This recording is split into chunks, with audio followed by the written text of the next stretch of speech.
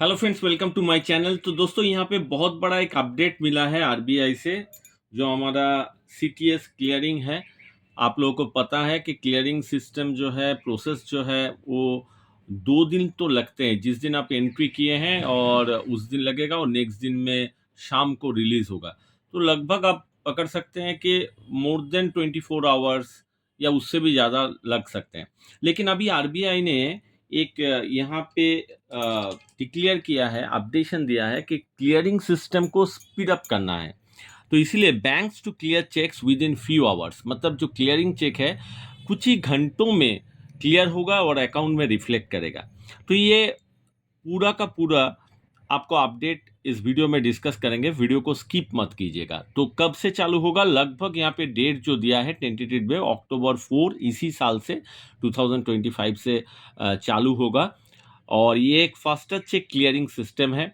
कुछ ही घंटों में जो क्लियरिंग चेक है सेटल हो जाएगा। Clear the cheques within hour, कितना आवर लगेगा उसके बारे में भी डिस्कस करेंगे। Current process takes up to 2 working days, जो मैंने बताया। और ये जो प्रोसेस है banks to clear cheques within few hours, इसका फेज यहाँ पे ट्रायल बेसिस में होगा। फेज 1 होगा अक्टूबर 4। और अगर अक्टूबर 4 में फेज 1 का जो रिस्पॉन्स आएगा वो बेटर आएगा, तो फेज 2 चालू हो जाएगा। मतलब फाइनल फेज जो है वो जनवरी 3 2026 से चालू होगा। तो यहाँ पे फॉर एग्जाम्पल यहाँ पे बता दें, RBI said the cheques receive by drawee banks between 10 AM to 11 AM। अगर 10 से 11 बजे तक कुछ भी ड्रॉई बैंक जो है चेक रिसीव करता है, क्लियरिंग चेक का जो इमेज है वो रिसीव करता है, will have to confirm positively और नेगेटिवली बाय 2 PM। तो 3 घंटे के अंदर उसको क्या करना है, सेटलमेंट कराना है, उसको कंफर्मेशन देना है, पॉजिटिव कॉन्फर्मेशन और नेगेटिव कॉन्फर्मेशन। पास होगा तो पॉजिटिव ऑब्वियसली। अगर कुछ उसमें एरर, मतलब उसमें कुछ चेक में कुछ गलती किया है, अमाउंट्स इन वर्ड्स फिगर ये सब मिसमैच है, तो नेगेटिव कॉन्फर्मेशन भी दे सकता है, या सिग्नेचर मिसमैच हो सकता है। तो जो भी नेगेटिव चीज़ है वो भी कंफर्म करना चाहिए। तो ये सब हो जाएगा 3 घंटे के अंदर।